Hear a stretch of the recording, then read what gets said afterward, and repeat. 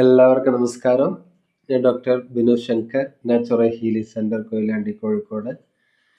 ഇന്ന് ഞാൻ ഈ വീഡിയോയിൽ വന്നത് നമുക്ക് സൗജന്യമായി ലഭിക്കുന്ന പലതും, അതായത് നമ്മുടെ പ്രകൃതി നമുക്ക് കനിഞ്ഞനുഗ്രഹിച്ചു തന്ന പലതും നമുക്ക് വാല്യൂ നമ്മൾ അറിയാതെ പോകുന്നുണ്ട്.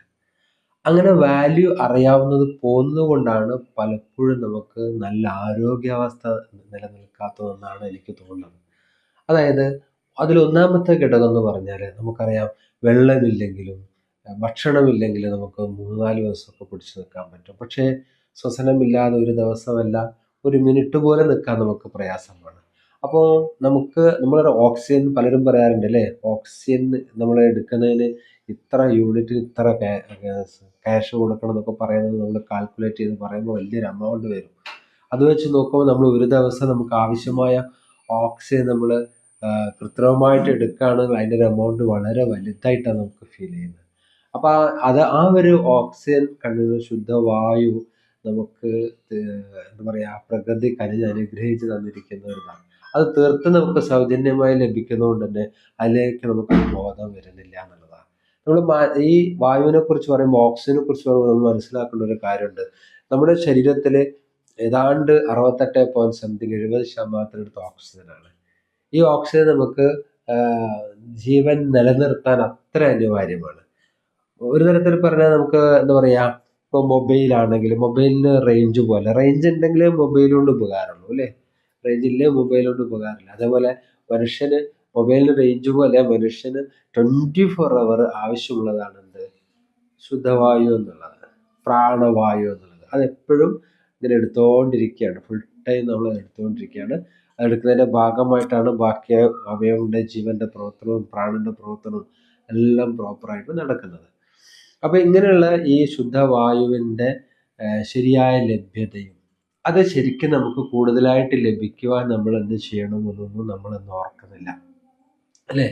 പലപ്പോഴും നമ്മൾ അത്തരം കാര്യങ്ങളിലേക്ക് നമ്മുടെ ശ്രദ്ധ പോകുന്നില്ല. ഇന്നത്തെ കാലത്ത് അന്തരീക്ഷ വായുവിൽ തന്നെ ശുദ്ധത, ഓക്സിജൻ്റെ കണ്ടന്റ്, അന്തരീക്ഷ വായുവിൽ ഓക്സിജൻ കണ്ടന്റ് കുറഞ്ഞു വരുന്ന പ്രദേശങ്ങളുണ്ട്, പൊല്യൂഷൻ കൊണ്ടൊക്കെ തന്നെ. അതുകൊണ്ട് നമ്മൾ ശരിക്കും കൃത്യമായിട്ടും നന്നായിട്ട് സ്ഥിരമായിട്ടൊരു വ്യായാമം ചെയ്യുകയാണെങ്കിൽ നമ്മുടെ ശ്വസന വേഗത ആക്റ്റീവ് ആവുകയും, അതുപോലെ പ്രാണായാമങ്ങൾ, ദീർഘശ്വസന ക്രിയകൾ, ഇത്തരം ക്രിയകളൊക്കെ പ്രാക്ടീസ് ചെയ്യുമ്പോൾ ശരിക്കും ശ്വസനം നല്ല ആക്റ്റീവ് ആവാൻ സഹായിക്കും. അങ്ങനെ നന്നായിട്ട് ആക്റ്റീവ് ആവുന്ന സമയത്ത് നമുക്ക് നന്നായിട്ട് ശുദ്ധവായു ലഭിക്കും, ശുദ്ധ ഓക്സിജൻ ലഭിക്കും. ആവശ്യത്തിന് ഈ ഓക്സിജൻ ശരീരത്തിൽ എത്തുമ്പോൾ ശരീരത്തിലെ പ്രാണന്റെ പ്രവർത്തനങ്ങളൊക്കെ വളരെ സജീവമാവും. നല്ല രോഗപ്രതിരോധ ശേഷി ലഭിക്കാനും മിക്ക രോഗാവസ്ഥകളിൽ നിന്ന് നമുക്ക് മാറ്റം ഉണ്ടാവാനും ഒക്കെ ഇത് സഹായിക്കുന്നുണ്ട്. മാത്രമല്ല, ഈ നമ്മുടെ ജീവൻ വ്യാപ്തി, വൈറ്റൽ ഫോഴ്സ്, ജീവൻ വ്യാപ്തി കൂടുന്ന സമയത്ത് നമ്മൾ കുറെ കൂടി എനർജൈസ്ഡ് ആവാനും, അതുപോലെ നല്ലപോലെ നമുക്ക് ഒരു ക്രിയാത്മകമായ ചിന്ത ഉണ്ടാവാനും, എപ്പോഴും ഉന്മേഷമായിട്ട് പ്രവർത്തിക്കാനും ഒക്കെ ഈ ബ്രെയിനിലെ ഓക്സിജൻ കണ്ടന്റ് ബാലൻസ് വളരെ സഹായിക്കുന്നതാണ്. അതുകൊണ്ട് തന്നെ ഇത്തരം കാര്യങ്ങളെക്കുറിച്ച് നമുക്ക് ബോധമില്ല. ഒന്ന്, ഇതിൻ്റെ വാല്യൂ നമുക്ക് ബോധമില്ല. സൗജന്യമായി കിട്ടുന്ന ഒരു പ്രധാന പ്രകൃതി കനിഞ്ഞനുഗ്രഹിച്ച് തന്നിരിക്കുന്ന വായുവിനെക്കുറിച്ച് ബോധമില്ല. രണ്ടാമത്, ഇത് ബോധത്തോടു കൂടി നമ്മൾ നന്നായിട്ട് എടുക്കാനുള്ള പ്രാക്ടീസുകൾ, ഇത്തരം പ്രാക്ടീസുകളൊക്കെ നമ്മൾ ബോധപൂർവ്വം ശ്രമിക്കുകയാണെങ്കിൽ നമുക്ക് നല്ല ആരോഗ്യാവസ്ഥ നിലനിർത്താൻ കഴിയുമെന്ന് സംശയമില്ല. കാരണം നേരത്തെ പറഞ്ഞു 70% വേണ്ടതാണെന്നുള്ള ബോധ്യം വേണം. അതുകൊണ്ട് തന്നെ നമുക്ക് നന്നായിട്ട് വേണം. അതുകൊണ്ട് തന്നെ നമുക്ക് എന്ത് ചെയ്യണം, നല്ലപോലെ എക്സസൈസുകളും പ്രാണായാമങ്ങളും ശ്വസനക്രിയകളും ഒക്കെ പ്രാക്ടീസ് ചെയ്ത് കഴിഞ്ഞാൽ, ഒരു വൈറ്റൽ വ്യാപ്തി കൂട്ടിക്കഴിഞ്ഞാൽ നമുക്ക് എന്തുണ്ടാവും, നല്ല ആരോഗ്യാവസ്ഥ ഉണ്ടാവും. മാത്രമല്ല, മാനസികമായിട്ട് നല്ല ഉന്മേഷാവസ്ഥ കൂടാതെ മാനസികമായി നല്ല റിലാക്സേഷൻ ഫീൽ ചെയ്യും. നമ്മൾ മെൻ്റലി വളരെ റിലാക്സ്ഡ് ആവും, നല്ല വിശ്രാന്തി മനസ്സിന് ലഭിക്കുന്നുള്ള. അത് മനസ്സിന് ലഭിക്കുന്നതോടുകൂടി തന്നെ ശരീരത്തിനും നമുക്കത് അനുഭവിക്കാൻ കഴിയുന്നതാണ്. ഇനി മറ്റൊരു കാര്യം പറഞ്ഞാൽ ശരിക്കും വെള്ളമാണ് അല്ലേ.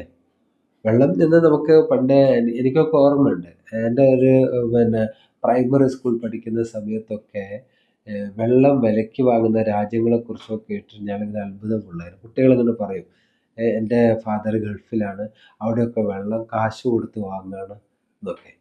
ഇവിടെ എന്ന് പറഞ്ഞിരുന്ന അധികം താമസിയാതെ ഇപ്പൊ ഇവിടെ കാശ് കൊടുത്ത് വാങ്ങുന്ന രീതിയായി മാറി കുടിവെള്ളങ്ങളെ. ഒരു കാലത്ത് അതില്ലായിരുന്നു. നമുക്ക് കുപ്പികളിലൊക്കെ അവൈലബിൾ ആയിട്ട് വളരെ കുറഞ്ഞ കാലങ്ങളായിട്ടായിട്ടുള്ളൂ. വളരെ കുറഞ്ഞത്.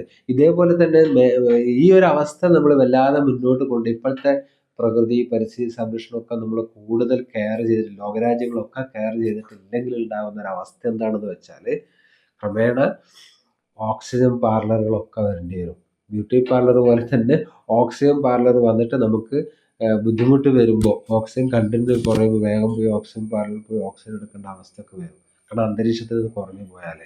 അപ്പോൾ ആ ഒരു ബാലൻസ് ഉണ്ടാക്കേണ്ടതിൽ ലോകരാജ്യങ്ങളൊക്കെ ഇപ്പോൾ വളരെ ശ്രദ്ധ ചെലുത്തുന്നുണ്ട്, നമുക്ക് മനസ്സിലാവുന്നുണ്ട്. അപ്പോൾ അതുകൊണ്ട് നമ്മൾ ഈ വെള്ളത്തിൻ്റെ ഒരു കാര്യത്തിൽ എപ്പോഴും ശ്രദ്ധിക്കേണ്ടത് നമ്മൾ ഇത്രയും സൗജന്യമായിട്ട് ലഭിക്കുന്ന ഈ വെള്ളം നമ്മൾ ഉപയോഗിക്കുന്നതും നമ്മൾ എന്താ പറയുക വേസ്റ്റ് ആക്കുന്ന കാര്യത്തിലും എല്ലാം ശ്രദ്ധിക്കേണ്ടതുണ്ട്. വെള്ളം നമ്മൾ സ്വാഭാവികമായിട്ട് നമ്മുടെ വെള്ളം കുടിക്കുന്ന സമയത്ത് ശ്രദ്ധിക്കേണ്ട കാര്യം നമ്മളെപ്പോഴും പറയാറുണ്ട്, വെള്ളം തിന്നുകയും ഭക്ഷണം കുടിക്കുകയും വേണമെന്ന് പറയാറുണ്ട്. കാരണം അത്രയും സ്വസ്ഥമായി ശാന്തമായിരുന്ന് പതുക്കെ ആണ് വെള്ളം, പെട്ടെന്ന് കുടിക്കാതെ വളരെ സാവധാനം കുടിക്കണമെന്ന് പറയും. നമ്മളെ വായിലെ ഓരോ കോശങ്ങളും അറിഞ്ഞു വേണം വെള്ളം കുടിക്കാവുന്നതാണ്. പക്ഷെ ഇന്നത്തെ കാലത്ത് പലരും അങ്ങനെ ചെയ്യുന്നില്ല. മറ്റൊരു കാര്യം, വെള്ളം കുടിക്കുന്നത് പലപ്പോഴും അളവ് കുറഞ്ഞു പോകാറുണ്ട്. പ്രത്യേകിച്ച് ജോലി തിരക്കിൽ പല ആൾക്കാരും അത് വിട്ടുപോകും. പലരും വെള്ളം എന്ന് പറയുമ്പോഴും ഉദ്ദേശിക്കുന്നത് എന്താണ്, ചായ കാപ്പി ഇതൊക്കെ അതിൻ്റെ അകത്ത് പെടുത്താണ്. അതൊന്നും വെള്ളമായിട്ട് ഉൾപ്പെടുത്താൻ പറ്റില്ല. കാരണം അതൊക്കെ എന്താ പറയുക, അതിൻ്റെയൊക്കെ ഒരു വെള്ളം എന്ന ലെവലിൽ അത് മാറി ദഹനത്തിൽ ഒരുപാട് പ്രയാസം ഉണ്ടാക്കുന്ന ഒരവസ്ഥയിലേക്ക് പോവുകയാണ്. അപ്പം നമ്മൾ വെള്ളം ഇവിടെ ഉദ്ദേശിക്കുന്നത് ശുദ്ധജലമാണ്. ശുദ്ധജലം നിങ്ങൾ കുടിക്കേണ്ടതുണ്ട്. പ്രകൃതി എങ്ങനെയാണോ നിങ്ങൾക്ക് വെള്ളം തരുന്നത് അതുപോലെ നമ്മൾ കുടിക്കുക. കാരണം ആ വെള്ളത്തിൽ ആവശ്യമുള്ള ബാക്ടീരിയകളോ ഒരുപക്ഷെ അനാവശ്യമായ ബാക്ടീരിയകളോ ഉണ്ടാവാം. കാരണം ആവശ്യമുള്ള ബാക്ടീരിയകൾ നമുക്ക് ഒരുപാട് വേണ്ട ബാക്ടീരിയകൾ വെള്ളത്തിൽ ഉണ്ടാകും. നമ്മളത് അങ്ങനെ തന്നെ കുടിക്കേണ്ടതില്ലേ? നമ്മളത് തിളപ്പിച്ച് മാത്രം കഴിക്കുമ്പോൾ അതിൽ പൂർണ്ണമായിട്ടും അത് ഡെഡാവാണ്. ഓക്സിജന് വ്യത്യാസം വരുന്നുണ്ട്, അളവിൽ വ്യത്യാസം വരുന്നുണ്ട്, ഓക്സിജൻ്റെ അളവിൽ. അതേപോലെ തന്നെ അതിൽ വേണ്ട എല്ലാം ഡെഡാവാണ്. നമുക്കറിയാം, തിളപ്പിച്ച് വെച്ച വെള്ളം നമുക്ക് പിന്നീട് കുറേ ദിവസം നമുക്ക് അത്ര ഉപയോഗിക്കാൻ അത്ര രുചിയായിട്ട് ഫീൽ ചെയ്യാറില്ല. ഇനി ഒന്നും വേണ്ട, നമുക്ക് അതിൻ്റെ ഒരു വ്യത്യാസം മനസ്സിലാകാൻ വേണ്ടി മറ്റൊരു കാര്യം ചെയ്യാവുന്നത്, തിളപ്പിച്ച് ആറിയ വെള്ളം നമ്മളൊരു ചെടിക്ക് ഒഴിക്കുക. ഒരു ചെടിക്ക് തിളപ്പിച്ച് ആറിയ വെള്ളം ഒഴിക്കുന്നു, മറ്റൊരു ചെടിക്ക് ശുദ്ധമായ ജലം ഒഴിക്കുന്നു. അത് വളർച്ച നമുക്ക് ശ്രദ്ധിച്ചാൽ മനസ്സിലാവും ഏത് ചെടിക്കാണ് നല്ല ഉന്മേഷം ഉണ്ടാവുക. നമ്മൾ ശുദ്ധമായിട്ടുള്ള കിണറിന്ന് കോരി അതേപടി എടുക്കുന്ന വെള്ളം ഒഴിക്കുന്ന ചെടിക്കായിരിക്കും നല്ല ആരോഗ്യാവസ്ഥ ഉണ്ടാവുക. അതേപോലെ തന്നെ നമ്മുടെ സ്ഥിതിയും നമുക്കതിൽ വ്യത്യാസങ്ങളൊന്നുമില്ല. പക്ഷേ ചില സാഹചര്യങ്ങളിലൊക്കെ പ്രത്യേകിച്ച് നമ്മൾ തിളപ്പിച്ച വെള്ളം ചൂടുവെള്ളം കുടിക്കേണ്ടി വരും. അതിനൊന്നും ഞാൻ നിഷേധിക്കുന്നില്ല. പക്ഷെ പറഞ്ഞു വരുന്നത്, ചൂടുവെള്ളം മാത്രം കുടിക്കുന്ന ശീലം നിങ്ങളുടെ ആരോഗ്യത്തെ കെടുത്തുന്നതാണ്. അതേസമയം ശുദ്ധജലം അവൈലബിളായ സ്ഥലത്തൊക്കെ നിങ്ങൾ അത് ഉപയോഗിക്കേണ്ടതുണ്ട്. ശുദ്ധജലം തീരെ കുടിക്കാത്ത അവസ്ഥ നമുക്ക് ആരോഗ്യ പ്രശ്നങ്ങൾ ഉണ്ടാക്കുമെന്ന കാര്യത്തിൽ ഒരു സംശയവുമില്ല. ഓക്കെ, നെക്സ്റ്റ് മൂന്നാമത്തെ, അപ്പോൾ ഞാൻ വെള്ളത്തെക്കുറിച്ച് വായു പറഞ്ഞു, വെള്ളം പറഞ്ഞു. മൂന്നാമത്തെ ഒന്നാണ് സൂര്യപ്രകാശം. ഇത് നമ്മളെ ആരോഗ്യത്തിന് വളരെ വളരെ വളരെ അത്യാവശ്യമാണ്. നമുക്ക് ഒരു കാര്യം കാണാൻ പറ്റുന്നത്, ശ്രദ്ധിച്ചിട്ടുണ്ടോ എന്നറിയില്ല, ലോകത്ത് എവിടെയാണോ ഏറ്റവും കൂടുതൽ സൂര്യപ്രകാശം ലഭിക്കുന്നത്, നമ്മുടെ ഭൂമി അങ്ങനെയാണല്ലോ, ഭൂമിയുടെ ഒരവസ്ഥ അനുസരിച്ചിട്ട് ഭൂമിയുടെ ഏത് ഭാഗത്താണ് ഏറ്റവും കൂടുതൽ സൂര്യപ്രകാശം ലഭിക്കുന്നത് ആ ഭാഗത്താണ് ജനസംഖ്യ കൂടുതലുള്ളത്, ജീവജാലങ്ങൾ കൂടുതലുള്ളതും സസ്യജാലങ്ങൾ കൂടുതലുള്ളതും.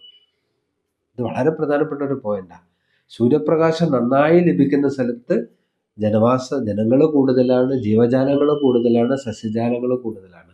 ഇനി സൂര്യപ്രകാശം വളരെ കുറഞ്ഞ് ലഭിക്കുന്ന ഭാഗത്ത് അതിൻ്റെ നേരെ ഓപ്പോസിറ്റ് അവസ്ഥ ഉണ്ടാകുന്നുണ്ട്. നമ്മൾ മനസ്സിലാക്കേണ്ടതുണ്ട്. അതുകൊണ്ട് ഈ സൂര്യപ്രകാശം എന്നുള്ളത് നമ്മുടെ ആരോഗ്യത്തിന് അത്ര അത്യാവശ്യമാണ്. കാരണം സൂര്യപ്രകാശത്തിൽ നിന്ന് മാത്രമാണ് നമുക്ക് ഏറ്റവും കൂടുതൽ വൈറ്റമിൻ ഡി ലഭിക്കുന്നത്. ഈ വൈറ്റമിൻ ഡി ലഭിക്കുന്നത് വഴി, ഫ്രീ ആയിട്ട് ഈ വൈറ്റമിൻ ഡി നമുക്ക് ലഭിക്കുന്നത് വഴി ഉണ്ടാകുന്ന ഗുണങ്ങൾ എന്താണ്?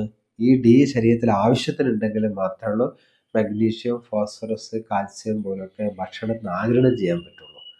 എന്നാൽ ഭക്ഷണത്തിൽ വൈറ്റമിൻ ഡി ഉണ്ടോ? വളരെ റെയറാണ്. അവോക്കാഡോ, അതേപോലെ തന്നെ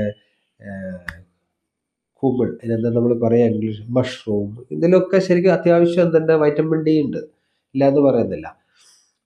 ചില മത്സ്യമാംസത്തിലൊക്കെ എല്ലാത്തിലും വളരെ കുറഞ്ഞ അളവിലേ ഉള്ളൂ. സുലഭമായിട്ട് നമുക്ക് വൈറ്റമിൻ ഡി ലഭിക്കുന്ന ഇവിടെ നിന്നാണ്? സൺലൈറ്റ് എന്നാണ്. അപ്പോൾ ഈ സൺലൈറ്റിൽ നിന്ന് വൈറ്റമിൻ ഡി ലഭിക്കാൻ നിങ്ങൾ ശ്രദ്ധിക്കേണ്ട മറ്റൊരു കാര്യം, സോപ്പിൻ്റെ ഉപയോഗം അത് തടയുന്നുണ്ട്. നമ്മൾ ശ്രദ്ധിക്കേണ്ടത്, നമ്മൾ പലപ്പോഴും ശ്രദ്ധിക്കാതെ പോകുന്നൊരു കാര്യമാണ്.